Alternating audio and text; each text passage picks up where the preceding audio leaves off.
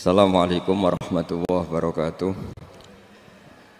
Bismillahirrahmanirrahim. Nahmaduka ya ghafuru ya syakuru. Mashalli wa sallim barik ala sayyidina maulana Muhammadin wa ala alihi wa sahbihi asma'in nama ba'du. Dados riyen cerita-cerita tentang legenda silsilah Kiai Jawa niku Mbah Hasan Besari niku keluarga kerajaan pun duwe dhuwit, nggih pun ngertos dunia internasional. Kepengen mondok teng Mekah. Mbah Hasan Besari sing terkenal yo. Akhirnya ngajak kancane namanya Abdul Manan niku tiang termas, tiang desa. Dijak akhirnya mondok teng Mekah dados tiang alim. Termasuk nderekaken Sayyid Zabidi dugi Mesir, Shahibul Ithaf. Ki Abdul Manan gada putra alim allamah namanya Ki Abdullah. Ki Abdullah gada putra namanya Ki Mahfud. Dugi Ki Mahfud niki cerita sing terkenal niku kepanggih Mbah Munawir. Kila niku murid guru wakila kanca.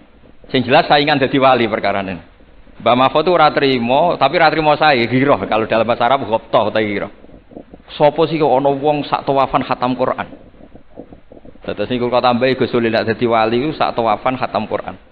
Mboten maca ithaf dalu-dalu seneng Gus penggaweane rokokan dalu-dalu maca kitab malah seneng. Kon melekan. Niku akhirnya kepanggih. Kepanggih terus kila niku Kiai Mahfud pesen Muhammad ini kan betul teng Indonesia. Mulane Gus Muhammad akhirnya dadi Kiai Quran. Di pondokno teng Termas bareng-bareng Bali Maksum, Gus Habib, iku sedanten terus ngaji Badim Yati Termas. Kalau nate diceritani Mbah Mus mriki meledake muridnya Mbah Khalil Harun di antara sebabnya niku Mbah Dimyati Termas wafat. Terus sebagian santri-santri ageng do ngaos teng Kasingan teng Mbah Khalil Harun. Walhasil terus Gus Muhammad iki dados ngapal Quran alim. Terus dipek mantu tiyang sugih namine Kaji Taslim. Terus akhire urip teng Betengan. Gada putra Ki Harir samangke wonten Gus Muhammad. Dadi Muhammad bin Harir bin Muhammad bin Mahfud bin Abdullah bin Abdul Manan. Niku pun dugi Shahibul Ithaf, Ithafus Sadat Al-Muttaqin. Saraipun kitab napa? Ikhya. Niku nak ngarang. Niki cerita niku nak ngarang jan luar biasa. Kitab 14 juz. Niku kabeh berilmu, boten dipenuhi cerita-cerita sing boten penting, semuanya berkualitas. Yang paling saya kenang dari, dan ini sekaligus kalau terakhir muludan nih. Yang paling saya kenang dari statement beliau, dari ngendikan beliau itu begini. Wan Nabiyyu sallallahu alaihi wasallam wa in jalla qadru muhtajun ila rahmatihi ta'ala wa fadli. Jadi secara pikiran beliau itu umat ini setelah Nabi Isa. Penggemar Nabi Isa itu salah dalam mendudukkan Nabi Isa, berlebihan sampai mengatakan Isa ibnu Wah. Yang benci juga berlebihan sampai mengatakan Isa itu waladuz zina, yaitu orang-orang Yahudi. Tapi kata Sayyid Zabidi, hadil ummah maksumatun min dzalika kullih. Umat ini akan diselamatkan, pecinta Rasulullah sallallahu alaihi wasallam itu akan diselamatkan dari dosa atau kesalahan-kesalahan orang Nasrani melihat Isa. Barokahnya apa? Barokahnya sholawat. Yaitu umat ini wiridan Allahumma sholli ala sayyidina Muhammad. Allahumma itu pemberi, Muhammad apapun jalla qadruh penerima. Sehingga kita baca sholawat itu sekaligus menunjukkan mahabbah kita ke Rasulullah sallallahu alaihi wasallam, bahwa beliau makhluk terbaik, manusia terbaik yang paling layak dapat askas sholawat, askat tahiyat dari Allah Ta'ala. Tapi tetap saja Allah ini pemberi, Rasulullah ini penerima. Sehingga umat ini tidak akan mendudukkan Rasulullah setingkat Allah. Assalamualaikum warahmatullahi wabarakatuh. Alhamdulillah rabbil alamin wassalatu wassalamu ala asyrofil mursalin sayyidina maulana Muhammadin wa ala alihi washabihi asma'in nama ba'du. Ingkang sangat kula hormati Ki Haji Ahmad Mustafa Bisri, semua keluarga Bani Mbah Khalil, Bani Mbah Bisri, Bani Mbah Khalil Bisri, semua santri ingkang kula hormati. Ya wonten Gus Yahya, Gus Adib, wonten keluarga besar sedanten ingkang kula hormati, wonten Gus Zofur. Niki alhamdulillah wau Gus Zofur mulai rileks, dadi kula luwih rileks. Terus syaratnya kiai jari minter wong sing mboten bakat pinter. Niku kula emut sekali. Terus banyak cerita niku riyen Kiai Khalil mengambil mantu Kiai Bisri niku nggih nyaur utang kalian Mbah Topo. Mergi sering dirumat secara finansial. Tias mbake ndongane iku tenanan supaya anake Ki Mustofa niku pinter, anake Mbah Topo niku pinter terus dados Ki Bisri. Niku nak diambil kesimpulan niku kiai ndonga tenanan niku nak di rumah tenanan. Nak di rumah rapati tenanan niku ndongane ya kudune rapati tenanan. Niku ngantos sing crita niku mbah bodoni napa mboten niku riyen niku ngantos Mbah Khalil prai jamaah. Mergo makmume iku sing ngutangi. Dadi wedi nek ketemu makmume. Suwe-suwe diebrokno terus wani dadi imam malih. Terus dalam keadaan ngoten niku ndonga ra tenanan mboten mungkin. Singkat cerita terus Kiai Bisri dados tiyang alim, Kiai Misbah dados tiyang alim. Terus fan ingkang ditekuni niku nahwu. Wau leres sing didhawaken Kiai Said angsal gelar Sibawahi zamani. Pancen riyen kula piyambak sering didhawuhi Mbah Mun nggih sering istifadah teng terjemahan Alfiyaipun Kiai Bisri riyen teng sarang. Nak belajar Ibnu Aqil di antara referensi ini tulisannya Kiai Bisri mbek Kiai Misbah. Sing sedanten niku barokahe didikanipun Kiai Khalil Harun. Kula piyambak zuriyah saking Mbah Dimyati. Mbah Dimyati riyen teng sarang keceluke putra angkate Kiai Umar Harun. Iki wau Kiai Umar mboten gadah putra. Kula cerita silsilah sing radi serius. Dados niki walikane Gus Yofur wau mun rileks niki kula sing cerita serius. Riyen syaraté wong alim niku sinau riyen. Sinau badhe niku diskusi kalian sing sak level. Badhe niku nembe ngaji. Sehingga nak ngaji kantun nyocokno niki kangge santri-santri Rodotul Thalibin. Dados kisah hal sebelum ngaji Mbah Zubair niku sinau riyen. Misalnya piyambake macane tajibu, mengke kiyaine maca tajibus sholatu. Mengke diskusi terus ngaos Mbah Zubair. Angger macane wis kembar terus berarti aku wis pinter. Karena yang memutuskan rofa nasab itu tidak kiainya tapi dia. Dados kantun nyemak. Ki bengi tak waca rofa kok kiaiku rofa, berarti ilmuku wis padha. Aku maca nasab kok kiaiku nasab berarti padha. Aku maca jer kiaiku jer wis padha. Nah santri sakniki kan mboten ngaji mboten persiapan. Teko ngaji mbek takok halaman. Niku pun santri innalillahi wa inna ilaihi rajiun. Niku enggak bisa diharapkan.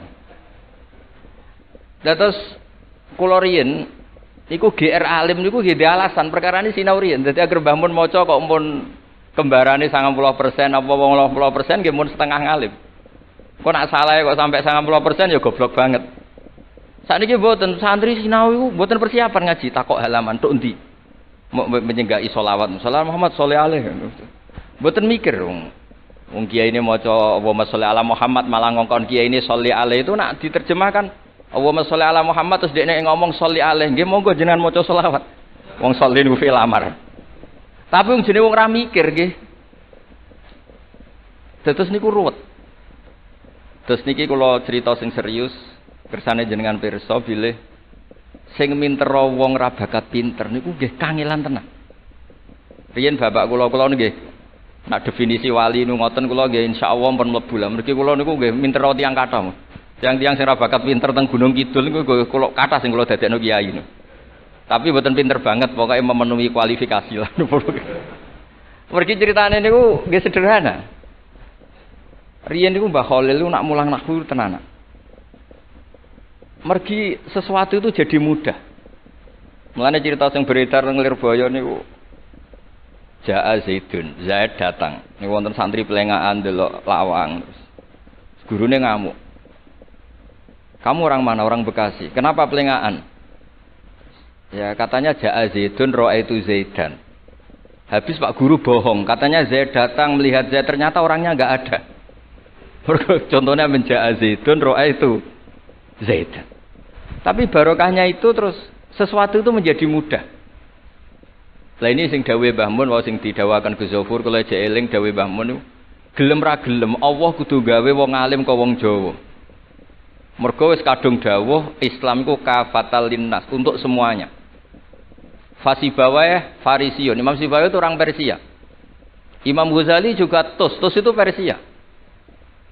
Banyak orang alim dari Irak. Irak itu Babylon, itu tidak Arab. Karena Islam ini kafatal linnas. Makanya gelem ra gelem guyonane Mbah Mun niku Allah kudu gawe wong-wong kaya Warijo, kaya Kirun kudu dadi wong alim. Guling-gilingan nek Islam tidak milik orang Arab saja tapi kafatal linnas. Niku nak cara Mbah Mun. Dadi empun dadi janjine pangeran. Mulane sing mondok Arab nggih monggo, sing mondok pundi mawon nggih monggo, tapi Kiai Jawa tetep ndek jatah alim. Mergo niku empun kuota. Empun kuota. Terus riyen Mbah Fadl sing diceritakno Gus Zulfur niku tiyang alim mboten mondok teng pundi-pundi teng Jawa. Mbah Sahal riyen alime nggih mondoke di antarane teng Sarang. Mergo pun jatah. Islam iki dawuh Mbah Mun kafatal linnas. Mulane Allah kudu gawe wong alim-alim sing wong Persia, wong Jawa, wong Cina. Imam Sibawi ini buatan tiang Arab. Mulane piyambake ra difrustasi ada debat mbek wong Arab. Masyhur yen ada ahli nahwi sing tiang Arab, namine Kisai. Piyambake Sibawi tiang Persia. Niku didu kalian seorang raja di depan umum kan maca qad kuntu azunnu annal aqrab asyaddulas atan minaz zambur. Faidan huwa hiya atau faidan huwa iya. Jari Imam Sibawi rofa. Jari Imam Kiswai oleh rofa oleh nasab. Terus akhirnya dalam perdebatan itu antuma ro'isa baldatikuma, kamu ini ketua dua negara Anda karena Anda yang terbaik. Lalu famanil hakim, terus keputusan ini di tangan siapa? Kamu orang terbaik di negara kamu semua. Terus yang bilang hadil Arab. Ya orang Arab semua ini kita konsensus polling. Semua orang Arab bila Imam Kisai. Karena orang Arab biasa ngendikan iyaha atau hiya. Akhirnya Imam Sibawi itu frustasi. Mergo dipermalukan di depan umum. Kila karena dalika sababa wafatih, sababa mautih. Bahwa peristiwa itu yang menjadikan Imam Sibawi kabundut. Kok dipermalukan di depan umum. Imam Sibawi keyakinannya tetap bersikeras. Setelah idza fujaiyah itu rofa karena beliau ikut fusha saja fa idza hiya hayatun tas'a fa idza hiya bayda'ul linadirin, semuanya itu rofa. Beliau enggak bisa nerima konsep nasab. Terus tapi Imam Sibawi yang ngalami dipermalukan itu jadi barokah wong sak donya. Yaitu karena dia orang Persia, belajar nahwu harus yang fusha saja. Barokahnya itu orang-orang non Arab itu bisa belajar nahwu. Karena enggak perlu latihan min ayna jita diwaca minin jid, fi ayna batuka diwaca fan batnuk. Cara sampean latihan Arab nakal tambah goblok. Mergo terus ribet.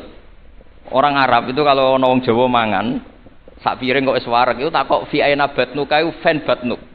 Kan tambah pusing. Nek temen kan boten. Fi ayna batnuka. Min ayna jita. Sehingga ora perlu mikir minin jid. Terus dawe Mbah Mun barokah fusha iku terus nahwu itu bisa digeneralisir. Akhirnya terus pilihannya alfiyah. Kila di antara sing beto alfiyah pertama niku Kiai Khalil Bangkalan. Mergi teng silsilah wau sing dirawaken Kiai Said di antara gurunipun Mbah Khalil Harun Kiai Khalil Bangkalan. Kula piyambak menyaksikan dalam manaqibnya Syekhona Khalil, beliau ngaji sama Said Zaini Tahlan. Said Zaini Tahlan gurune Said Abi Bakar Sato yang ngarang I'anatut Thalibin. Terus kalau misalnya saya pakai sanad Mbah Maimun, Mbah Mun, Mbah Zubair, Mbah Fakih Mas Kumambang, Kiai Mahfud Termas, Said Abi Bakar Sato, Said Zaini Tahlan. Kalau pakai Mbah Mun, Mbah Karim atau Mbah Manap, Syekhona Khalil, ini langsung dugi Said Zaini Tahlan. Jadi a'la sanadan kalau pakai jalur Mbah Mun, Mbah Karim, Syekhona Khalil langsung Sayyid Zaini Tahlan. Sama kalau pakai sanad keluarga sini misalnya Mbah Khalil Harun langsung ke Syekhona Khalil langsung dugi Sayyid Zaini Tahlan. Nah silsilah keulamaan ini penting karena dulu iki cerita mawon. Sing ora bakat ngalim di ngalimno tetep dadi kiai. Sing wis bakat alim di makrifatno. Termasuk makrifate Said Zabidi niku sing nyekseni tiyang Jawa. Ini ku Mbak Abdul Manan. Terus riyen cerita-cerita tentang legenda silsilah Kiai Jawa niku. Mbah Hasan Besari niku keluarga kerajaan pun duwe dhuwit, nggih pun ngertos dunia internasional. Kepengen mondok teng Mekah.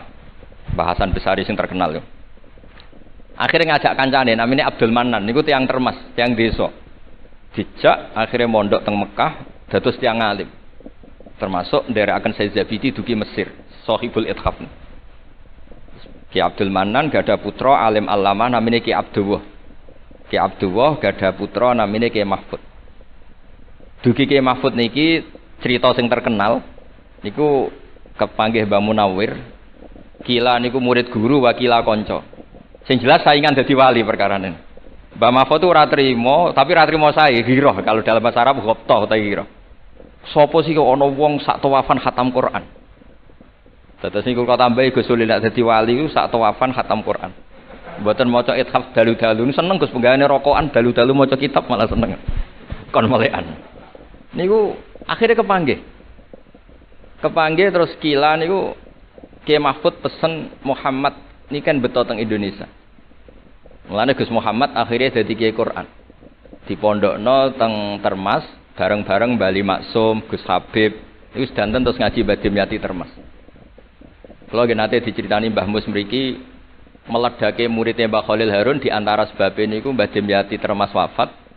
Terus sebagian santri-santri ageng udah ngaos teng Kasingan teng Mbah Khalil Harun. Walhasil terus Gus Muhammad iki dados ngapal Quran alim. Terus dipek mantu tiyang sugih namanya Kaji Taslim. Terus akhirnya urip teng Betengan. Gada putra Ki Harir samangke wonten Gus Muhammad. Dadi Muhammad bin Harir bin Muhammad bin Mahfud bin Abdullah bin Abdul Manan. Niku pun dugi Sahibul Ithaf Ithafus Sadat Al-Muttaqin. Saraipun kitab napa? Ikhya. Niku nak ngarang. Niki cerita niku nak ngarang jan luar biasa. Kitab 14 juz. Niku kabeh berilmu, boten dipenuhi cerita-cerita sing boten penting. Semuanya berkualitas. Yang paling saya kenang dari, dan ini sekaligus kalau terakhir muludan nih. Yang paling saya kenang dari statement beliau, dari ngendikan beliau itu begini. Wan Nabi sallallahu alaihi wasallam wa in jalla qadru muhtajun ila rahmatihi ta'ala wa fadli. Jadi secara pikiran beliau itu umat ini setelah Nabi Isa. Penggemar Nabi Isa itu salah dalam mendudukkan Nabi Isa, berlebihan sampai mengatakan Isa ibnu Wah. Yang benci juga berlebihan sampai mengatakan Isa itu waladuz zina, yaitu orang-orang Yahudi. Tapi kata Said Zabidi, hadil ummah maksumatun min dzalika kullih. Umat ini akan diselamatkan, pecinta Rasulullah sallallahu alaihi wasallam itu akan diselamatkan dari dosa atau kesalahan-kesalahan orang Nasrani melihat Isa. Barokahnya apa? Barokahnya sholawat. Yaitu umat ini wiridan Allahumma sholli ala Sayyidina Muhammad. Allahumma itu pemberi, Muhammad apapun jalla qadruh penerima. Sehingga kita baca sholawat itu sekaligus menunjukkan mahabbah kita ke Rasulullah sallallahu alaihi wasallam, bahwa beliau makhluk terbaik, manusia terbaik yang paling layak dapat askas sholawat, askat tahiyat dari Allah Ta'ala. Tapi tetap saja Allah ini pemberi, Rasulullah ini penerima. Sehingga umat ini tidak akan mendudukkan Rasulullah setingkat Allah. Yaitu yang disebut burdah da'mat ta'atun nasara fi nabihimi wahkum bima syi'ta madhan fihi wahtaqimi. Pokoknya silahkan memuja Nabi Muhammad setinggi langit asal da'mat ta'atun nasara. Tinggalkan kesalahan yang dilakukan orang Nasrani. Nah itu kata Said Zabidi, cukup kowe maca sholawat. Karena dengan baca sholawat berarti Allahumma sholli ala Muhammad, Allah pemberi, Nabi apapun agungnya penerima. Jadi sampean nyebut Allah, yaitu Jalla Jalaluh, menyebut akrobu habaibi akrobu asfiyahi. Nah itu ini cerita. Jadi kita ini dididik orang-orang spesial. Saya dididik Mbah Mun, dididik Bapak, dididik guru-guru yang lain. Beliau dididik Mbah Zubair di antara gurunya Mbah Karim, Mbah Fakih. Mbah Fakih dididik Mbah Mahfud dididik Ki Abdullah dididik Ki Abdul Manan. Ki Abdul Manan ini dididik yang ngarang kitab Ithafus Sadatil Muttaqin. Terus di situ diterangkan sanad beliau sampai ila Rasulillah sallallahu alaihi wasallam. Maka dengan seperti ini baca sholawat itu kualitasnya luar biasa. Ini bukan sekedar sholawat. Mari kadang-kadang kita ini kan wong Jawa kayak piye maca sholawat sakmene duwe akeh, maca sholawat sakmene naik pangkat. Ini yang terus cara kula niku ape diberantas iku lumayan gak mara Gunung Kawi. Tapi disetujoni kok kabeh kok dikompensasi materi.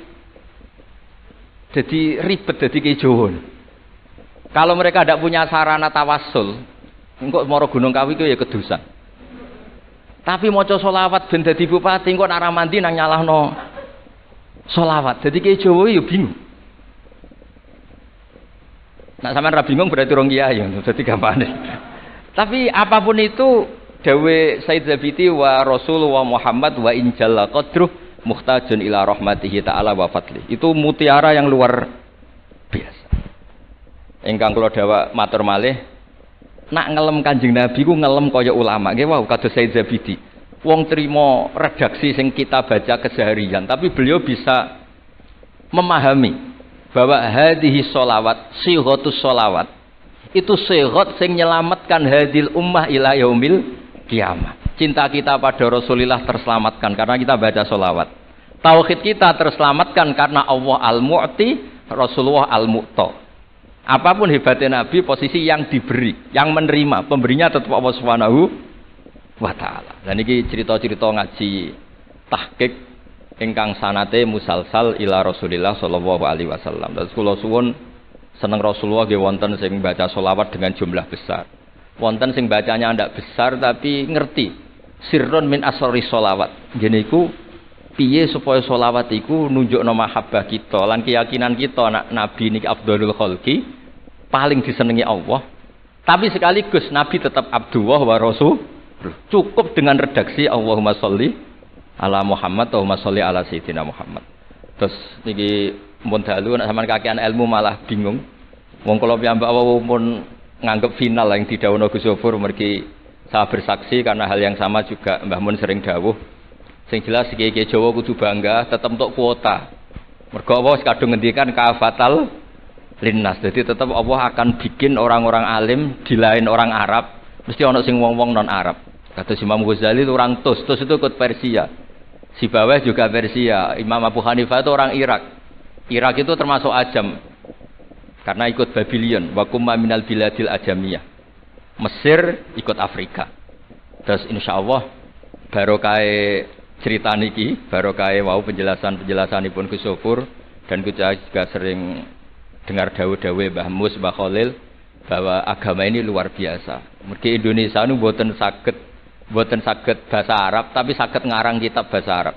Ini Mbah Mun sering dawuh, Mbah Fadl mbok jak bahasa Arab ya ora iso. Ki Ihsan Jampes tau dites Mbah Zubair, jare Mbah Zubair iseng gak ngetes Mbah Ihsan, dijak bahasa Arab ya ora iso, tapi iso ngarang kitab. Mbah Fadl ketemu supir taksi Arab ya tuntas. Pinter supir taksi. Arab. Mulane gara Mbah Mun ana wong mondok Arab kepen pinter, kepen iso bahasa Arab. Kowe adol es ning Arab kok pinter bahasa Arab iso ora Mbah Mun. Nek pen alim yo niru Mbah Fadl. Tapi saged alim alama. Mergi empun untuk kuota agama ini kafatal linnas. Nggih ngapunten sanget. Assalamualaikum warahmatullahi wabarakatuh.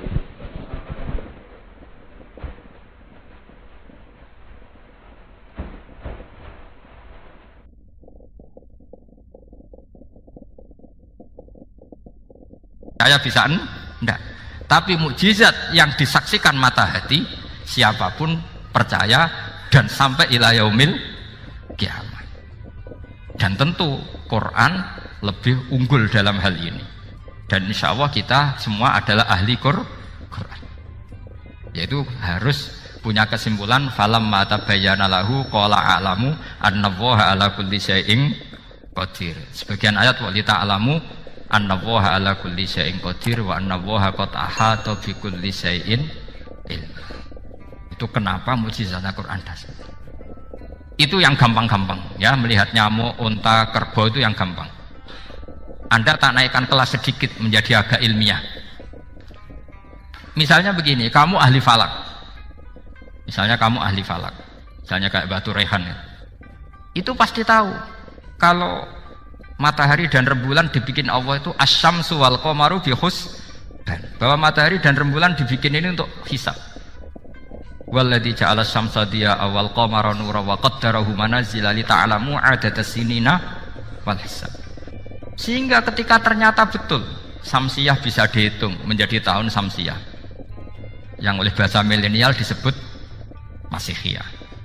Sayyidina Umar agak tersinggung. Sebetulnya yang namanya hisab itu tidak ada hubungannya dengan Masehi dan Hijriyah, itu tidak ada. Semua berdasar matahari atau apa? Rembulan. Lah sialnya yang Samsiyah ini oleh bahasa internasional disebut apa? Masihiyah. Makanya Sayyidina Umar marah terus bilang ya sudah kalau gitu Qamariyah bikin apa? Itu ya. Jadi itu sebenarnya nama politik. Sebetulnya kalau objektif yang jadi ukuran ya Samsiyah sama Komariah. Berhubung ini sudah diambil tetangga, partai sebelah, akhirnya ya kira-kira gitu. Jadi kira-kira seperti itu. Akhirnya kita namanya apa? Hijriyah, apa Samsiyah sama apa? Hijriyah. Sebetulnya yang asli ya Samsiyah, Komariah. Tapi nggak apa-apa lah. Dunia itu mesti ada politiknya. Lah yang repot orang-orang fanatik hukum pakai bahasa nasional itu repot. Jadi misalnya kematian Yesus Kristus itu mesti Batu Rehan kan nggak percaya. Akhirnya ditambahi kematian Sibeh. Karena kalau bilang iya kan percaya, makanya ditambahi apa? Sibeh. Karena menurut orang Islam berkeyakinan Nabi Isa itu nggak terbunuh, maka ditambahi apa? Sibeh. Saya dulu pernah usul, karena beliau itu kalau manggil bahasa itu bude, jadi saya pernah sowan usul. Mbok ditulis gini saja, Mbah. Kematian Yesus dalam kurung katanya.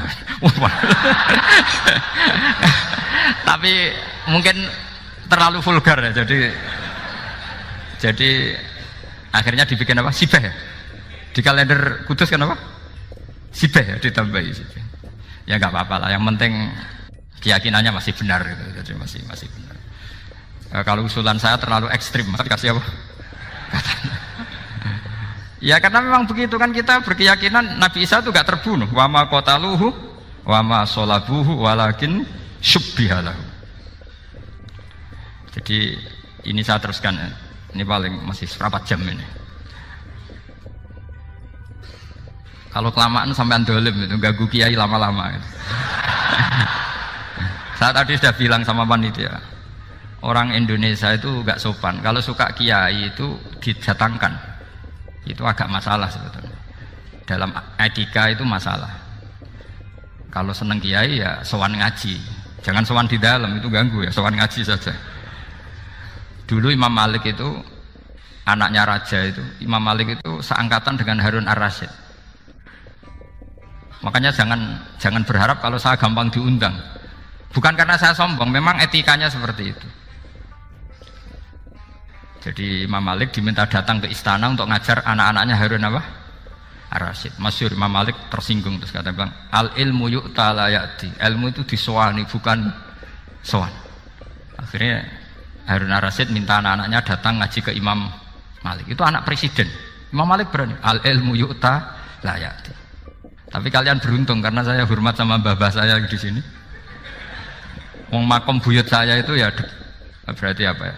Selatannya makamnya saya Ja'far Shadiq itu di situ kan ada makamnya Mbah Soleh, Mbah Maksum, itu mbah-mbah saya. Nah, makanya dulu saya ngaji di sini lama di Damaran itu. Maksudnya lama itu ya mungkin setahun. Karena saya memang mulai kecil di sarang, sampai sekarang saya masih ngajar di sarang. Tapi dulu cukup ya, karena saya kesini sudah hafal Quran, jadi hanya setor setiap hari satu juz, jadi cepat lah. Saya tidak punya masalah ingatan, alhamdulillah, jadi cepat hafal. Saya terangkan lagi ya, ini penting ya, masalah mukjizatnya Quran. Selama ini orang tuh mau bilang tok, mukjizatnya Quran itu dahsyat, tapi nggak bisa menerangkan.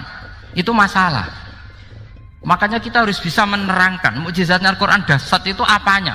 Yaitu tadi, tongkatnya Nabi Musa hanya disaksikan oleh orang yang di era itu. Toh tujuannya mukjizat adalah diakui kemudian orang menjadi iman. Lalu Rasulullah SAW beliau sudah intaqala ila rafiqil a'la. Tapi konsepnya Quran menjadikan orang yang nggak ditunggui beliau tetap iman ila yaumil kiamah. Itu yang maksud fa'arju an akuna aktsarahum tabi'an yaumal kiamah. Mukjizat saya itu cukup Quran kata Nabi, dan dengan mukjizat itu orang akan iman ila yaumil kiamah. Caranya seperti ini. Karena tadi sedasat-dasatnya mukjizat, tujuan utama orang terdikte supaya ikrar ngakui kudrohnya Allah. Lah ngono kok ngenteni tongkat sakti lah opo? Cukup deloknya. Paham nggih? Jelas ya? Alhamdulillah mau naik kelas ini sudah benar ini sudah benar. Terus kedua begini, kedasatan Quran lagi. Quran itu bisa merunut, mentartibkan logika. Bahkan logika ini logika yang universal. Siapa saja merasakan logika itu. Misalnya begini, dulu orang kafir itu punya Tuhan banyak, tentu yang dipertuhankan ya mana?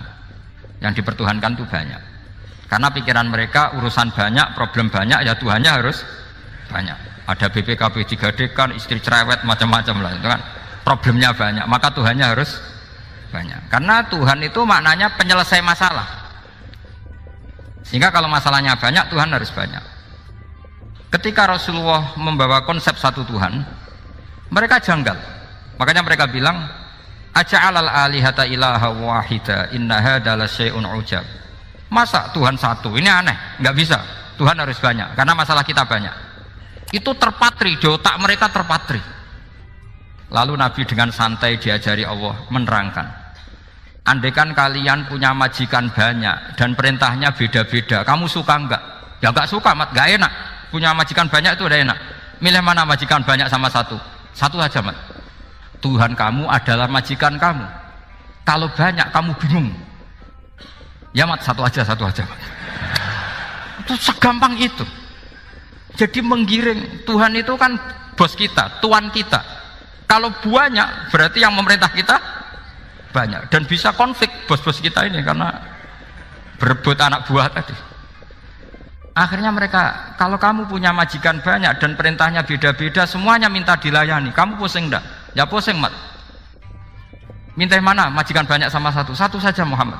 Ya Tuhan kamu adalah atasan kamu, maka harus satu. Mereka faham. Oke mat, Tuhan satu. Itu yang dimaksud dorobawaw matalar rojulan fihi syuraka umutasyakisuna wa rojulan salamal lirojul hal yastawiyani masalah. Langsung alhamdulillah. Karena mereka yang paling bodoh pun faham. Dengan logika itu faham. Kalau Tuhan banyak, perintahnya banyak, kita repot.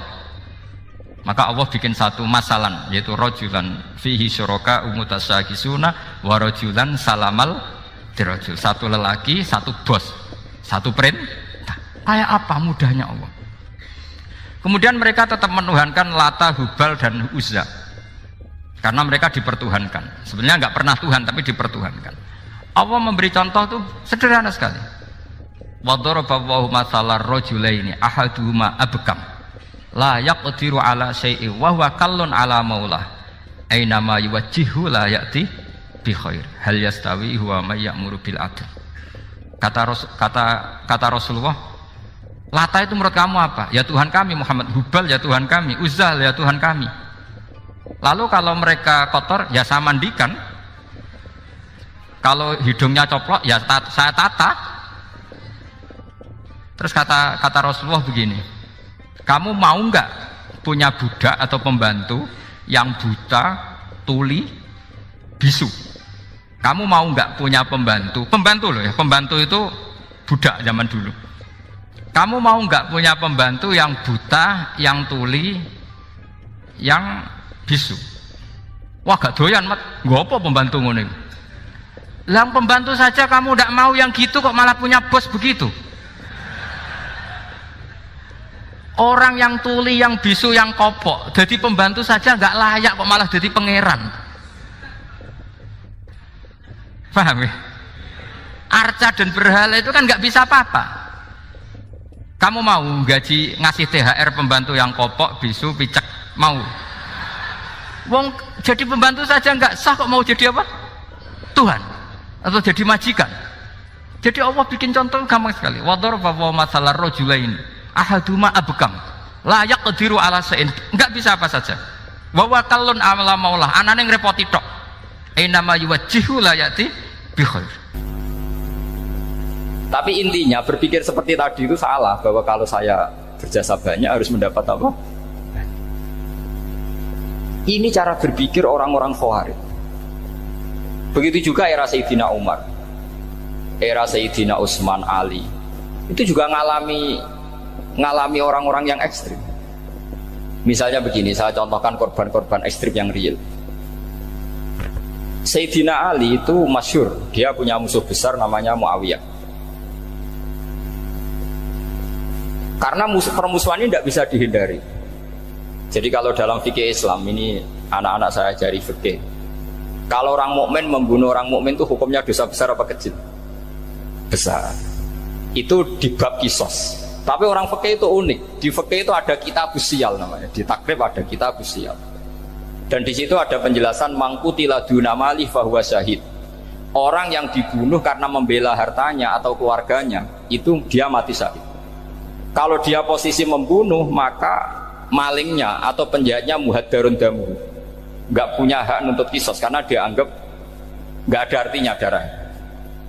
Nah sekarang begini, suatu saat ada garong ke rumah Anda, ingin membunuh Anda karena ingin mengambil harta Anda. Anda ingin ingat status mukminnya atau status garongnya. Terus kamu mau dibunuh diam aja. Saya tidak mau membunuh orang apa? Mukmin atau membunuh orang muslim. Nah, kesulitan yang dialami Sayyidina Ali seperti itu. Orang-orang Khawarij cara berpikir enggak, Ali ku geblek. Wong mukmin kok pengen mateni wong mukmin. Muawiyah yo geblek pisan, wong mukmin kok pengen mateni orang mukmin. Padahal suasana sudah kacau. Ketika seorang penjahat mau membunuh yang punya rumah dan yang punya rumah ingin membunuh penjahat, itu namanya mukmin bentrok sama orang mukmin. Apa orang benar sahibul hak ingin mempertahankan haknya? Tidak sampai saya tanya. Itu sahibul hak, yaitu yang punya rumah ingin mempertahankan haknya. Meskipun dalam duel ini kadang terjadi pembunuhan. Nah di sini ini ya, ulama ahli sunnah menyebut masalah ijtihadiyah. Kelompoknya Sayyidina Ali mempertahankan nyawanya meskipun dengan cara membunuh pasukan Muawiyah. Pasukan Muawiyah juga mempertahankan nyawanya meskipun harus membunuh pasukan Ali. Zaman itu susahnya ijtihad seperti itu. Tapi orang Khawarij cara berpikir enggak, ini biang keladi masalah itu Ali sama Muawiyah. Akhirnya mereka malah rapat, ya sudah dua-duanya bunuh saja. Ya masyhur itu, akhirnya Sayyidina Ali dibunuh oleh orang Khawarij. Makanya ini penting ya, pentingnya ngaji seperti ini. Jadi kamu harus dilatih berpikir nubuwah. Ya dilatih berpikir apa? Nubuwah, disebut al ulama warasatul. Meskipun dengan cara yang ekstrim, tapi pikirannya saja, jangan perilakunya. Saya punya contoh sekian kasus, sekian tragedi. Misalnya begini. Saya itu dulu punya teman, dia soleh, bisa baca Fathul Mu'in. Dia itu janggal, bilang sama saya, Gus, tidak biasanya Rasulullah itu agak-agak nyindir orang fakir. Ini kok ada hadis kadal fakru ayakuna kufur, bahwa kefakiran itu mendekati apa? Kekufuran. Dia itu aneh sekali. Biasanya tidak biasanya Rasulullah kritik seperti itu. Walhasil ini singkat cerita, anak ini ngalami satu trauma. Dia itu miskin. Gara-gara miskin gitu jadi burunya orang non muslim. Dan sering disuruh nganter majikannya itu ke tempat-tempat lokalisasi. Dia mulai mikir, ini gara-gara fakir saya harus nganter orang ke lokalisasi. Mulai ingat dia, Sodaqah Rasulullah, ini gara-gara fakir saya jadi pengantar orang ke lokalisasi. Suatu saat majikannya itu benar-benar bangkrut, malah tidak disuruh nganter. Pokoknya carikan yang cantik bawa sini. Pusing, waduh. Nah, dia akhirnya walhasil lari terus keluar. Terus dia cerita betapa ekstrimnya fakir, sehingga gara-gara fakir saya harus jadi penolong orang yang mau apa masih. Anda boleh berpikir ekstrim, tapi ekstrim dalam melawan kemungkaran, yaitu tadi saya nggak boleh jadi fakir, tapi takutnya fakir yang nanti jadi alat kemaksiatan. Imam Ghazali juga punya contoh seperti itu. Imam Ghazali pernah marah besar ketika tren di Baghdad itu orang belajar fikih semua. Hatta la yakuna thamma tabibun illa min ahli dhimmah, kata beliau. Sampai di Baghdad itu tidak ada dokter kecuali orang kafir dhimmah. Akhirnya kalau ada ulama sakit, saya masih ingat pas kecil, kalau ada ulama sakit itu tidak boleh dibawa ke rumah sakit. Takutnya ketemu dokter muslim, non muslim malah disuntik langsung apa? Mati. Akhirnya ulama saat itu berfatwa, orang Islam harus ada yang jadi dokter. Banyaklah gus-gus yang sekolah kedokteran. Yang masyhur ya seperti Sahal bin Abdul Fattah. Itu dulu putranya Ki Fatah yang menolong Mbah Mahfud saat sembunyi. Saking idolakannya Basal, anaknya dinamakan Sahal, tapi dia jadi dokter spesialis bedah. Begitu seterusnya urusan negara. Dulu itu orang jabat itu tidak boleh, karena jabat itu dekat dengan syubhat, dekat dengan haram. Tapi gara-gara pejabatnya non muslim, kalau bikin aturan ya ala non muslim. Ulama akhirnya sadar, andikan kita yang jabat pasti tidak seperti itu. Bisa bikin perda ini, bisa bikin pelaturan begini yang menguntungkan Islam. Nah, jadilah banyak pejabat yang sekarang muslim. Tempat-tempat maksiat diobrak-abrik sama Satpol PP macam-macam. Kita untung. Tapi kalau orang-orang khawarij pikirannya pokoknya pejabat itu dekat dengan haram, dekat dengan syubhat. Padahal dengan kita jabat bisa bikin perda atau apa yang menguntungkan Islam. Kemudian menjadi masalah baru secara fikih.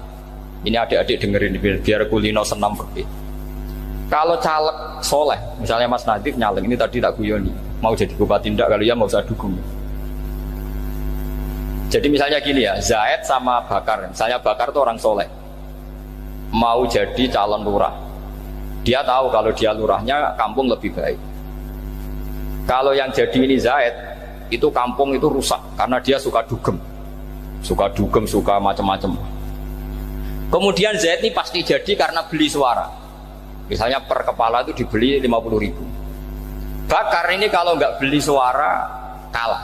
Padahal dengan kalahnya Bakar artinya kemenangan, kemungkaran. Itu zaman era Fathul Mu'in, muridnya Ibnu Hajar Al-Hitami. Ibnu Hajar muridnya Abu Zakaria Al-Ansori itu fatwa. Yang soleh ini wajib beli suara, bukan boleh, wajib beli suara. Nah, tapi ini namanya tidak nyuap, perlu dicatat. Ini namanya tidak nyuap. Jadi tidak bisa kamu kaitkan misalnya ar-rosi wal murtasi finnar. Yang nyuap maupun yang menerima suap adalah sama-sama di neraka. Tidak bisa seperti itu, karena logikanya dibalik. Sekarang Bakar ini beli suara itu untuk membeli kebenaran, untuk mengawal kebenaran. Zaid beli suara untuk menopang kebatilan. Berarti namanya Bakar ini penyuap atau pembeli kebenaran? Pembeli kebenaran. Harus dibedakan. Nah, ini pentingnya ulama. Memang nyatanya seperti itu.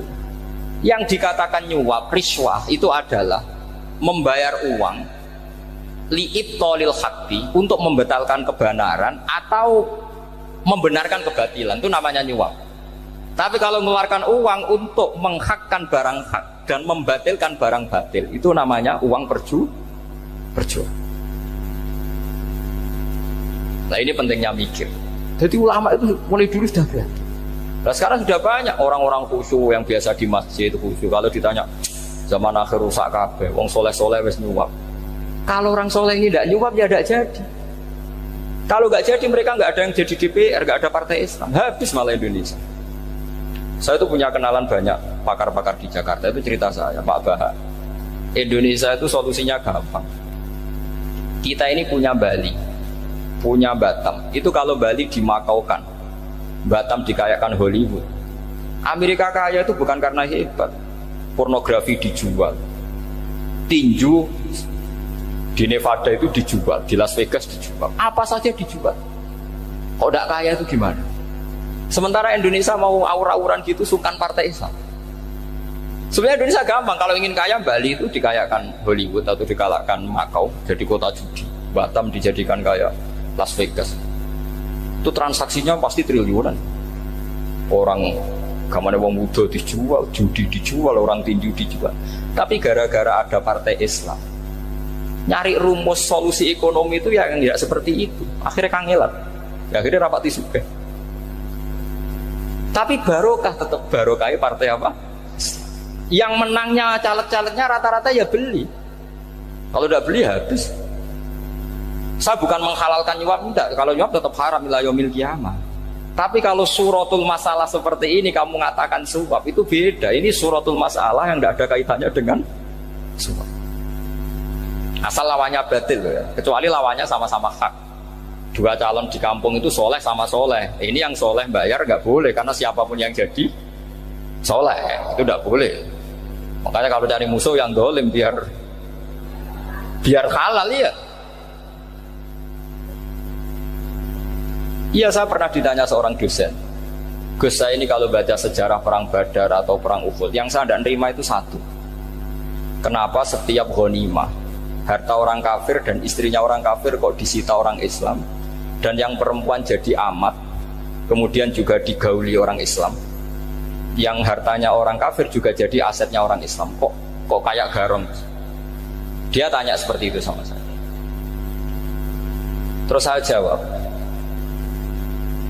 kalau sampean ada garong dan kemudian bawa senpi, senjata api, kemudian garong Anda, penjahat Anda lumpuhkan, ya senpi itu harus Anda kembalikan. Monggo penjahat ini kagungan jenengan beto wangsul, karena ada milik Anda, harus dikembalikan. Wah, tidak bisa Bapak, kalau saya kembalikan pasti dipakai jahat lagi, dipakai kriminal lagi. Ya sama, kalau asetnya orang kafir dikembalikan ke orang kafir akan menjadi aset kekafiran lagi untuk menghancurkan kita. Nah, perempuan juga sama. Perempuan itu alat produksi. Jika perempuan tadi dikembalikan ke orang kafir, maka kamu menolong populasi orang kafir. Ya seperti itu. Paham ya? Makanya disita dalam perang loh ya, tapi dalam perang yang legal. Nah itulah kenapa amat halal. Makanya di Quran itu illa ala azwajihim aw ma malakat aiman. Paling enggak itu masih ada ulama atau pemikir atau ustadz siapa saja yang bisa memahami logika apa? Islam. Nanti kalau ulama ini sudah meninggal, orang akan mencibir Islam dengan cara mengatakan Islam itu jahat, yaitu menyita hartanya orang kafir dan istrinya orang kafir setiap kali terjadi perang. Karena pemikiran ini pasti sama-sama kutubnya, sama-sama ekstrim. Jadi ini penting saya katakan. Makanya masyhur itu perdebatan Sayyidina Ali dan Muawiyah. Ini saya kutip sedikit. Ini ya sama-sama berpikir ekstrim, tapi ekstrim yang baik. Walhasil dalam satu kerja bakti di Masjid Kuba, itu ada sahabat namanya Ammar. Ini di depan umum, ini penting. Kalau dalam ilmu hadis di depan umum ini penting, karena nanti menjadi mutawatir. Beda dengan hadis yang Nabi ngendikan sama 1-2 sahabat, namanya hadis ahadi. Di depan umum Nabi guyon gini sama Ammar, ya Ammar waihak qatuluka alfiatul baghiyah. Ammar, kamu ini nasib kamu itu agak sial. Karena nanti yang membunuh kamu itu kelompok yang tidak benar. Alfiatul baghiyah itu kelompok yang tidak benar. Itu disaksikan sekian sahabat. Walhasil suatu saat Ammar ini ikut perang dan ikut pasukannya Ali dan terbunuh oleh pasukannya Muawiyah. Seneng Ali. Walhasil Ammar ditemuin sama Ali. Ya Muawiyah, al-ana dhuhara bi anna fi'ati haqqun wa fi'ataka baghiyah. Sekarang kelihatan siapa yang benar. Saya yang benar, kamu yang salah. Kenapa? Karena Ammar kelompokku dan terbunuh oleh kelompok kamu. Padahal kata Rasulullah yang membunuh Ammar adalah kelompok yang salah. Tapi Muawiyah pintar sekali, dia jawabnya gini, laula kama kutila Ammar. Ammar terbunuh karena bela-belain kamu. Kalau kamu tidak nyuruh dia perang juga gak terbunuh kan. Jadi kamu ikut andil, terbunuhnya siapa? Ammar. Tapi apa kata Sayyidina Ali? Idzan qatala Rasulullah Hamzah. Kalau teori itu Anda pakai, Rasulullah pun membunuh Hamzah. Sekarang Hamzah perang karena suruhan siapa? Rasulullah. Yang membunuh Hamzah siapa? Wahsy. Kalau teori itu Anda pakai, berarti Rasulullah pun membunuh Hamzah. Terus fasa kata Muawiyah, terus Muawiyah diam. Jadi fikih pun tuh diputuskan lewat pikiran ekstrim. Tapi bukan ekstrim yang merugikan orang lain. Ya, kalau merugikan orang lain namanya sudah la dororo wa la dirar. Dia menyalahi aturan itu. Makanya saya pernah ngaji di sini dulu ketika tahun kemarin. Fikih-fikih Islam itu punya rumus, itu ya gara-gara pikiran ekstrim sebetulnya. Saya pernah nyontohkan adalah orang tuh kalau sholat jenazah itu mayitnya di depan. Itu ulama fikih tidak ada yang punya alasan. Mau hanya bilang gini, hakada wajadna salafan wa khulafan. Mulai dulu kalau nyolati mayit ya jenazahnya di depan. Kayaknya gitu saja, tidak punya alasan. Makanya ulama lain mengatakan tidak apa-apa jenazah di belakang, yang sholat di depan. Kenapa? Fa innaha laysat bimanzilatil imam. Memangnya jenazah imam kok harus di depan? Itu ya tidak ada yang bisa bantah. Bagaimana mungkin harus di depan? Oh, enggak, imam kok harus. Yang harus di depan itu imam. Jenazah itu imam apa enggak? Enggak. Terus alasan kedua, sholat ghaib. Kalau ada orang mati di Surabaya, Mas Nadib di sini, sholat ghaib boleh enggak? Boleh. Jenazahnya di depan apa belakang? Di belakang kan? Berarti harus enggak jenazah di depan? Ya dia mau ngakeh yang jelas kalau itu. Lah ini contoh-contoh kecil. Nah orang Khawarij itu orang yang paling tidak mau menerima otak-atik seperti itu. Akhirnya jadi gobek bareng tadi. Ya makanya Rasulullah pun jadi korbannya Khawarij. Muhammad kamu harus adil. Karena pikiran mereka adil itu yang memberi banyak ya dapat banyak. Kalau pikiran nubuah tidak seperti itu. Kalau yang biasa memberi, biasa heroik, biasa baik ya biar tetap biasa memberi. Jangan dilatih jadi apa? Fasih. Ini mungkin adik-adik juga agak keberatan, tapi harus dilatih. Makanya saya itu jadi kiai itu ya mulai kecil anaknya kiai, putu kiai, saya itu yang mulang itu senang. Saya tidak pernah terlintas dikasih santri atau dihormati ya enggak. Mungkin sampai mati agak terlintas. Ya pikiran saya sederhana. Biasa mulang pahlawan malah sekarang pasen itu malah kayak cemen, kayak turun kelas gitu. Jadi saya terus ya enggak kepikiran sama sekali. Loh kalau saya minta sama Allah karena itu atasan saya. Makanya ada ulama yang ekstrim gini, ini kisah nyata. Ada ulama alim datang ke seorang raja. Rajanya ini soleh padahal. Ternyata pas raja itu berdoa, ya Allah saya kasih ini, kasih ini. Padahal ulama tadi itu mau mengajukan proposal, mau minta apa gitu. Terus dia pulang ketika ditanya, Pak Kiai kenapa pulang? Ternyata raja itu minta zat yang sama yang saya mintai. Kalau raja saja masih minta, ngapain saya minta raja? Saya akan minta zat yang dimintai raja. Terus pulang dia. Wah itu ya pikiran ekstrim, tapi bagus ekstrimnya. Saya akan minta zat yang dimintai raja. Kalau sampean kan enggak, uteke saya les, sholat dinteni, tetap jalo. Oh, kok orang mikir seperti itu? Emang salah didik, salah itu tadi. Nah, ini harus dilatih. Masyhur itu ketika Nabi pas Fathu Makkah itu, orang-orang Ansor komentari Nabi gini, ketika Nabi sangat happy di Mekah, sangat enjoy di Mekah, kata orang-orang Ansor, amar rojul fa'adroka durok fatun fi ahli wa ulfatun fi asyiroti. Namanya orang pasti happy kalau di kampung halaman. Jangan-jangan Rasulullah itu nanti hidup di Mekah lagi, karena Mekah sudah dikuasai orang Islam. Beliau pasti kangen sama keluarga, sama Mekah. Tapi ya sama, ketika Rasulullah mulai mengasih-ngasih itu, orang-orang Quraisy dikasih banyak, orang Ansor juga pikirannya seperti itu.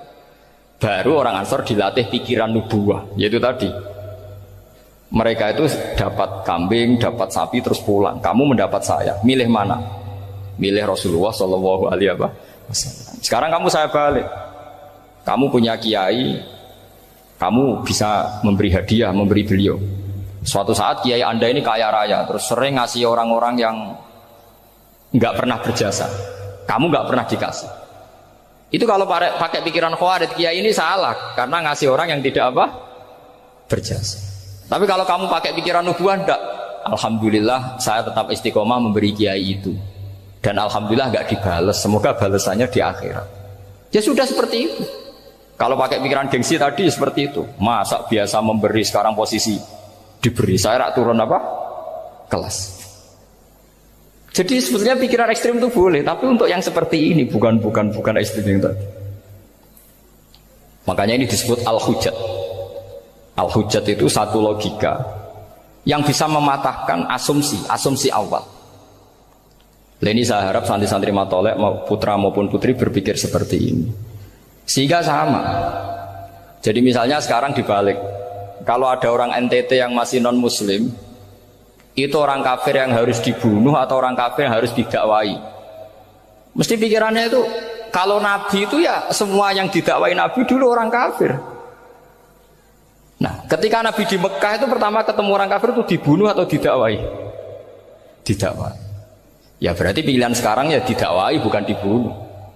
Nah soal perang itu perang itu beda dengan membunuh. Ada janjinya, ada macam-macamnya, terus nggak ada solusi, itu baru ada perang. Jadi kalau sudah dibalik-balik gitu, makanya kata ulama-ulama, Khawarij itu pasti salah. Pasti salahnya adalah kalau orang tidak benar ya dibenarkan, bukan dibunuh. Kalau setiap orang kafir dibunuh, Nabi kapan jadi nabinya? Karena orang kafir habis.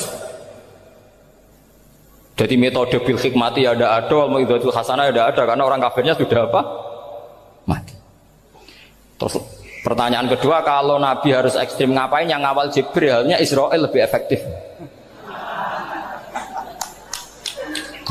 Jadi kalau sama-sama ingin ekstrim, Nabi itu nggak usah dikawal Jibril, kan tidak efektif kan? Harusnya yang ngawal itu siapa? Israel. Kan nggak repot ya. Nah, jadi saya mohon ini saya cerita. Jadi korban pikiran ekstrim itu bukan siapa-siapa. Pertama itu Rasulullah. Akhirnya Rasulullah menjelaskan, ya beginilah cara berpikir nubuwah. Jadi saya kira demikian. Nanti mungkin kalau ada tanya-tanya, ada pertanyaan.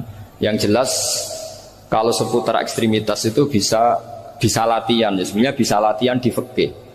Karena fikih ini cerminan dari pikiran ulama. Ya, cerminan dari pikiran apa ulama yang tidak tekstual. Ya, seperti gini ya. Tasaddaqa Rasulullah so'an min tamrin au so'an min aqidin. Ketika zakat fitrah itu Rasulullah mengeluarkan satu sok tamar. Tamar itu kurma. Kalau menurut tekstual berarti zakat fitrah harus pakai kurma. Tapi semua ulama sedunia mengatakan kuti ahlil balad. Artinya dalam konteks Indonesia ya pakai apa? Beras. Berarti kata tamar diganti kot, diganti apa? Kot. Jadi orang itu jangan diajak goblok bareng. Masa Nabi ngendikan tamar harus apa? Tamar. Makanya saya pernah debat.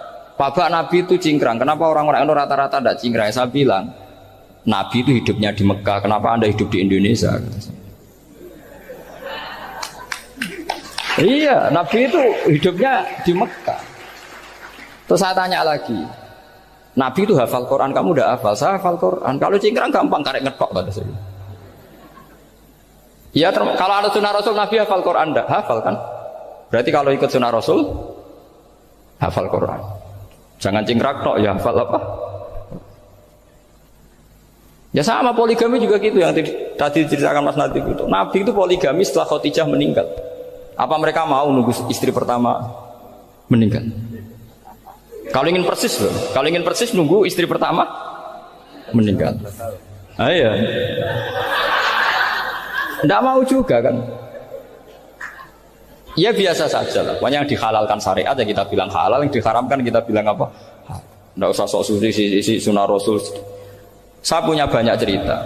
Abu Bakar itu dulu sering menghindari sunnah Rasul. Dulu Rasulullah itu kalau ada orang minta ya dikasih. Ketika era Abu Bakar bikin Baitul Mal. Ketika ditanya ini zaman Rasulullah tidak ada, kata Abu Bakar, huwa Rasulullah, beliau itu Rasulullah. Mau gak dimanage ya negara tertib. Umar bikin pasukan itu diangkat negara. Kalau dulu zaman Nabi yang ikut perang bahaya, yang tidak perang namanya munafik. Era Umar tidak, militer itu ditunjuk, ya digaji pakai Diwanul Murtaziqah. Ketika ditanya kenapa tidak kayak Rasulullah, huwa Rasulullah, mau tidak tertib pun tetap negara stabil, karena ada karismanya. Jadi kadang-kadang dalam banyak hal itu kita malah tidak boleh persis Rasulullah karena kadang banyak khususnya. Yaitu contoh yang paling masyhur di fikih ya kayak Nabi itu nikah 9 itu khususnya. Dalam strategi juga sama. Dalam strategi memanage negara juga sama. Banyak sahabat yang punya ide yang zaman Nabi itu tidak ada. Ketika ditanya kenapa tidak persis Nabi, katanya huwa Rasulullah. Ya Rasulullah itu meskipun seperti itu, meskipun tidak tertib secara rasional, tetap dikawal wahyu. Makanya negara baik-baik saja. Kalau saya ini hanya Abu Bakar, kalau tidak ya repot. Umar ya sama, bikin Diwanul Murtaziqah. Utsman juga sama, di-manage negara. Sayyidina Ali juga di-manage. Kalau Nabi tidak. Tapi tidak apa-apa karena ada karisma. Sampeyan tak cerita nih masalah zakat yang masyhur. Orang paling bakhil sekalipun, paling kikir sekalipun itu zaman Rasulullah bayar zakat. Karena pikirannya setelah zakat dikasihkan Rasulullah mendoakan. Khudh min amwalihim shadaqatan tutahhiruhum wa tuzakkihim biha wa sholli alaihim inna sholataka sakanul lahum. Era Abu Bakar enggak. Sorry ya Abu Bakrin, dulu kita zakat sama Rasulullah karena didoakan beliau. Kamu hanya Abu Bakar, saya tidak mau zakat. Ya sama lah seperti orang dipimpin ulama-ulama karismatik. Orang dipimpin Badullah itu tidak usah metai, santri sudah nurut. Dipimpin Usman Nazif, gak bikin pelaturan, habis pondok. Kalau tidak ngancam, gak gini, ditakzir, gak gini, habis. Zaman Badullah dehem tok santri wedi. Mas Nazif dehem enggak. Nah, makanya Rasulullah itu tidak banyak bikin pelaturan. Rasulullah itu kalau mau perang itu hanya bilang sahabat, saya besok ditantang Abu Sufyan di sini. Saya mau perang. Oh itu sahabat ikut semua. Orang melihat wajahnya, melihat karismanya sudah tertarik ingin menyelamatkan beliau. Kita tidak akan ridho Rasulullah keluar sendiri. Kalau Abu Bakar ya enggak. Pertama Abu Bakar pidato sudah sopan. Saya memimpin kamu. Ini qatwul litu walastu bi khairikum. Saya ini memimpin kamu, tapi bukan berarti saya yang terbaik. Jika saya benar maka dukunglah. Kalau salah ingatkan. Itu pertama orang-orang bilang apa? Fawwah la uqiman naka bisef. Nanti kalau Anda salah tak ingatkan pakai pedang. Ya karena hanya Abu Bakar bukan Rasul. Jika diaturlah ini ada militer, ada pengawal, ada Baitul Mal. Era Umar lebih modern lagi, ada Diwanul Murtazikoh, ada macam-macam. Ya Rasulullah nggak ada. Nah sekarang orang sidik-sidik muni sunnah Rasul, padahal ada sunnah Rasul yang khasnya Rasulullah sebagai nubuwah. Khasnya Rasulullah sebagai apa? Nubuwah. Coba Nabi itu istrinya 9, semuanya cerita tentang tahajudnya Nabi, witirnya Nabi. Apa kira-kira Mas Nadif kalau punya istri 4 ceritanya tentang tahajudnya Mas Nadif? Kan enggak? Nah, jadi saya mohon, sebetulnya pikiran-pikiran ekstrim itu karena enggak mau belajar. Enggak mau belajar. Kalau mau belajar itu kata Imam Ghazali itu dalam kitab Imla, Al-Imla fi Iskalatil Ikhya itu. Fal ma'ani awsa'u minal ibarat. Yang namanya ma'ani itu awsa'u apa? Minal ibarat. Jadi yang fal ma'ani awsa'u minal ibarat.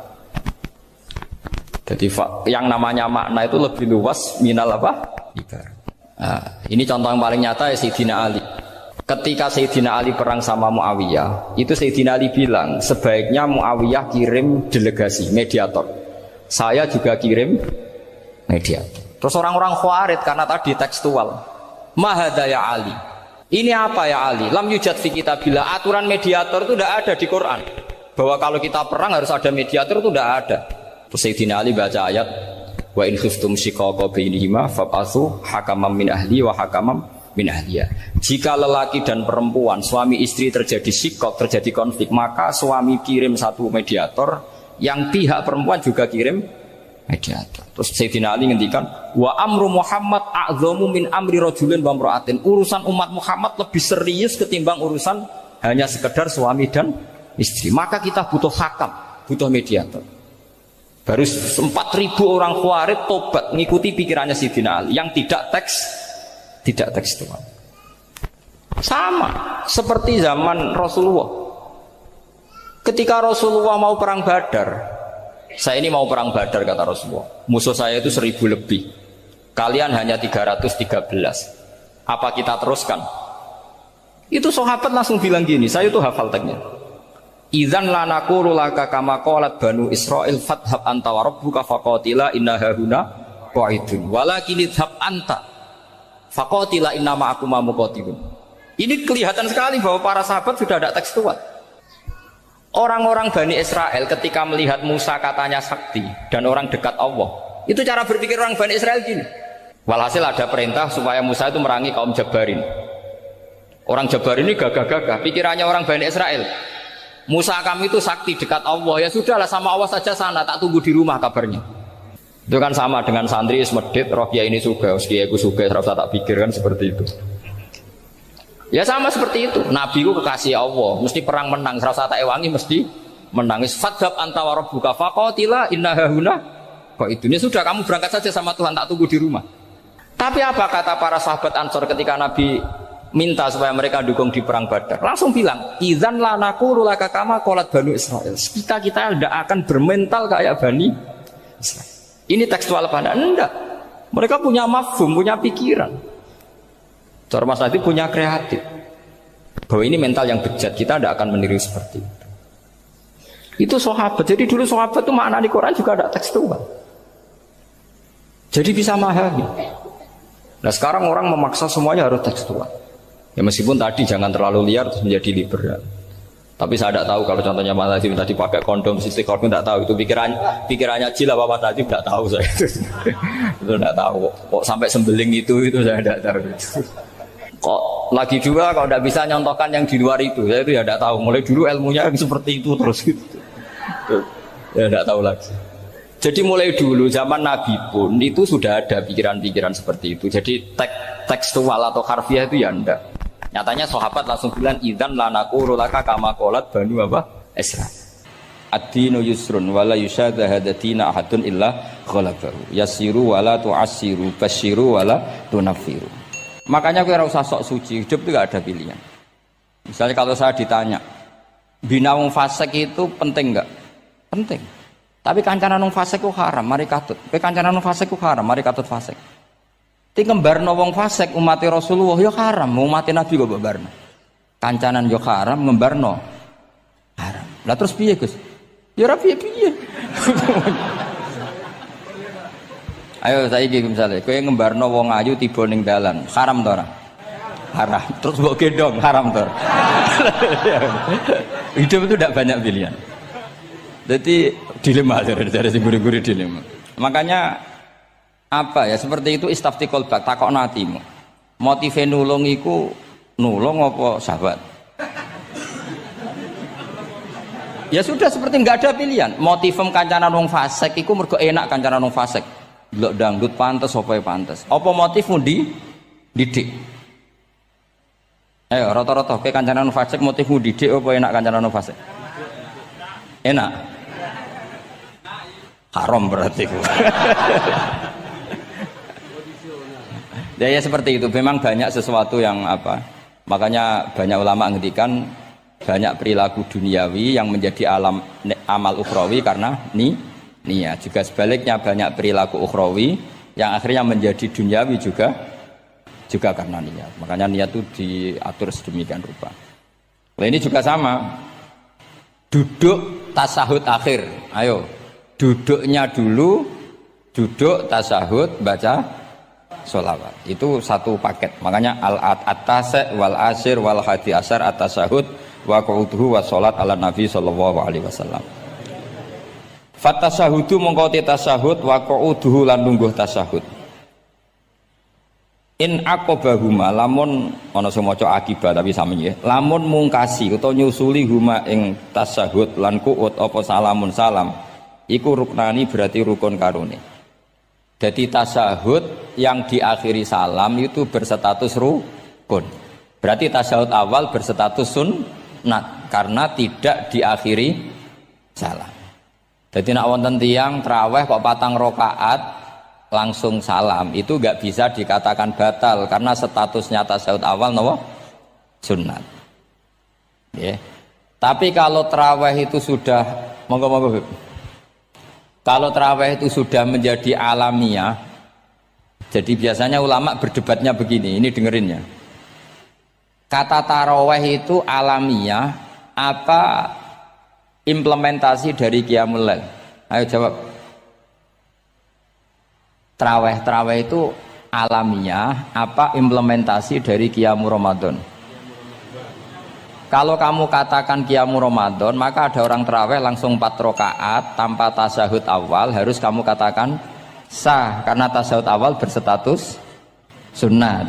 Tadi kan dikatakan tasahud yang wajib itu yang diakhiri salam, berarti tasahud awal sunnah. Di mana-mana kalau sunat boleh ditinggalkan. Tapi ada ulama yang agak ekstrim mengatakan begini cara berpikir, tarawih itu alamiah.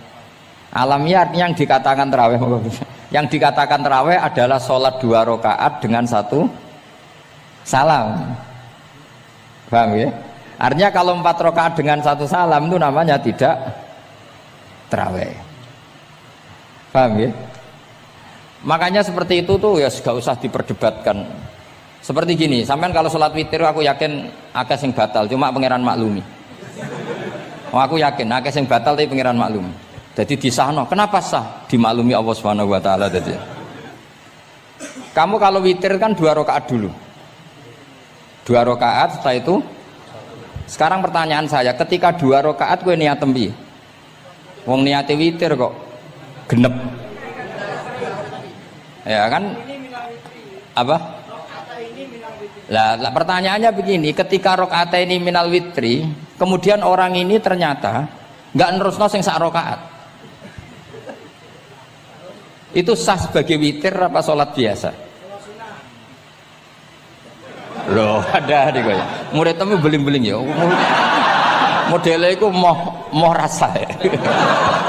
Tapi ya apa gak zaman akhir ya sahabat. Ndak, ketika 2 rakaat itu jenenge sholat witir apa ndak gitu saja pertanyaan. Orang oleh ngeper, jawabnya ngono tok. Ketika 2 rakaat itu witir apa enggak? Tidak. Lah ya ikut paket witir. Berarti niatnya sampean gini, ya Allah saya sholat 2 rakaat, ini paket witir loh Gusti. Makanya shollu sunnatan rakaat ini minal witri. Jadi seperti itu kan bingung kita. Nah sekarang begini, ndak ini latihan fikih karena saya pengajar fikih. Kalau ada orang sholat, ya saya ulang lagi ya. Ada orang misalnya begini, ada orang sholat, terus sarungnya itu pas sampai dengkul, sampai lutut. Kalau dia rukuk pasti jengking pupune ketok. Iku batale ngenteni wis rukuk apa mulai pertama batal? Enggak jawab saja.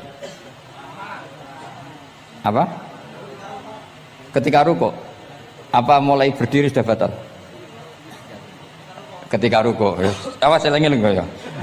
Enggak, ini undian berhadiah. Itu di Asbawan Nadhair itu ada pertanyaan gini. Lalu yang dikatakan sholat itu apa? Yang dikatakan sholat adalah satu akwalun wa af'alun muftatahatun bitakbir muhtatamatun. Nah, lalu ketika dia rukuk itu batal. Batal yang batal apanya itu, Pak? Wong dia belum berbentuk sholat. Berbentuk sholat itu kan kalau sudah absolut sampai salah. Yang batal itu apanya? Wong sholatnya erong kasil lah. Bingung tuh sampai mesti. Jadi makanya pertanyaannya itu apa ya? Fikih itu kadang ya sudah seperti itu, memang angel. Makanya kalau kamu melihat perempuan itu di takrib itu melihat perempuan yang ajnabiyah itu haram kecuali untuk sekian hal, termasuk mulang muamalah. Ngopi dia ke muamalah repot. Sekarang pertanyaannya, kamu ngopi demi melihat apa melihat untuk ngopi? Nggak jawab. Lah anak niate ngopi, mestinya kan brewok lah ya di ngopi ini kan gitu. Cek bakule brewok, cek bakule komisen. Kopi nah. Nah yang kira-kira agak haram itu mesti begini. Saya sama Habib Ali jalan ke Jakarta terus ngantuk ngopi. Kebetulan bakule ayu insya Allah halal karena orang niat. Nak sampean kan gak apal. Wah sing pojok kono wae. Wah itu mesti haram itu, tak jamin itu. Goblok ngopi kok ning kene ning kono wae.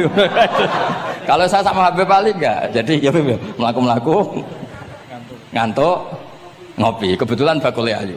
Ya terus mungkin wong soleh ya cepet ya ini bahaya ini. Nak pas umat soleh ya gitu. Kalau enggak pas wah cocok ya. Lah mulai ngomong cocok itu masalah kan.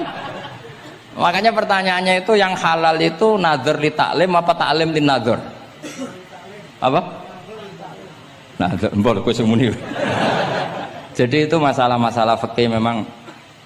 Makanya kalau berteman orang fasik itu hati-hati ya. Kalau itu kamu lihat umatur Rasulullah sallallahu alaihi wasallam yang perlu kamu selamatkan, yang perlu kamu bina, jenenge tarbiyatul fasik, membina orang fasik. Tapi kalau kamu memang bermental fasik, ini namanya mualah, berkawan sama orang fasik. Itu hukumnya langsung rubah. Kalau mualah ya haram, kalau tarbiyah sunnat atau bahkan wajib.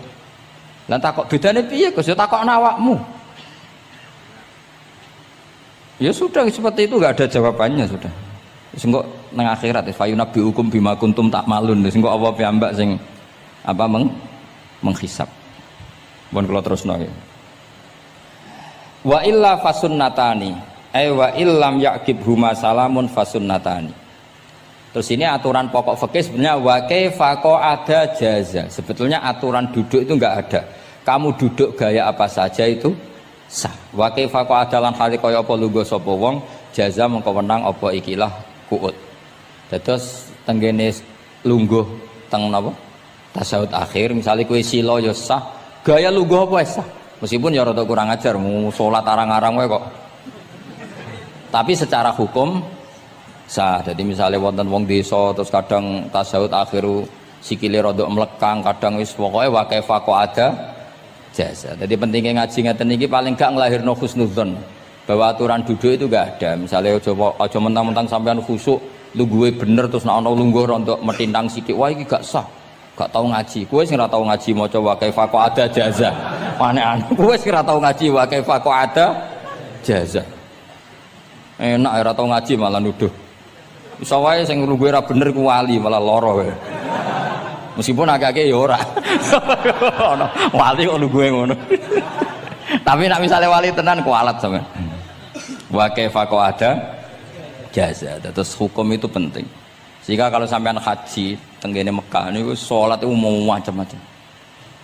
Kula sing nganti saiki iskal tapi wis ora iso protes niku lho, Beb. Wong kuat ngadeg nggawa kursi nak salat kok lungguh. Nak teng Indonesia wong salat lungguh rak ngentosi bener-bener lemah. Ning Arab gak kuat gawa kursi. Salate lungguh. Engko nak ngarep iku sofa kosong, kursine digawa. Ya lungguh meneh. Batinku lho nggo kursi ngalor idul kuat kok salate. Nak teng Jawa iku anggere ngape mati jek salat ngadeg. Kursine enteng. Dadi ya kalau mboten ngerti nih. Ada lagi yang orang Arab, mungkin Arab Bedui. Itu kalau ada yang nelpon, itu teleponnya dijupuk. Jap soli. Kalau aku dong ditakoki, Gus iku madzhab apa? Aduh, mayo ketoke madzhab goblok. Apa disalahno iku wong Arab? Wong Arab. Ora disalahno iku. Akhirnya debat. Soli iku pirang huruf? Ya telu nak cara nahwu nggih. Shot, lame sitok kan tasdid berarti telu. Telu wis batal lho. Batal. Pas ya. Yo kok pas. Seru wepet. Serepot-repot. Sementing sampean ngerti ya dados salat iku wa kaifa qa'ada jaza. Dados ngerti ngaten iki niati ben husnudzon mbek umat Rasulullah sallallahu alaihi wasallam. Nek sampean gak ngerti ilmu iku gampang suudzon. Lungguh kok ngono ning dinggon salat tasyahud akhir lungguhe yo ngene. Lah lungguh yang dilakukan Rasulullah itu bayangan ideal, standar ideal tasyahud akhir duduke ya kaya Rasulullah sing ditirakno para ulama sampai guru-guru kita. Tapi ku tetap standar afdholiyah, standar utama. Tapi sakjane wa kaifa qa'ada jaza. Jadi penting sanggep ae ben maring husnudzon. Di misalnya orang tasyahud akhir kok ambek swilo ngono wis. Anggap ojo tuh, wah aliran nih, ojo ngono sih. Iki bar ngaji Minhajut Thalibin lagi seneng-senenge praktek ngono. Tapi ya rapati wali mesti wali kok kontroversi aneh-aneh. Cuma umpama ngono, kowe aja langsung darani gak sah. Apa meneh nuduh aliran. Is biasa wae, tapi aja praktekno nggih. Pokoke umume wong lah ben gak kontroversi. Tapi kalau ngadepi wong liya tetep kita keyakinan wa kaifa qa'ada jaza dengan duduk gaya apa saja sah. Kados sing teng Arab yang gendut lho Beb nak salat kan sikile di selujungno. Alhamdulillah sudah ngaji bareng bersama Cahaya Ngaji, semoga bermanfaat untuk kita semuanya. Sekian, assalamualaikum warahmatullahi wabarakatuh.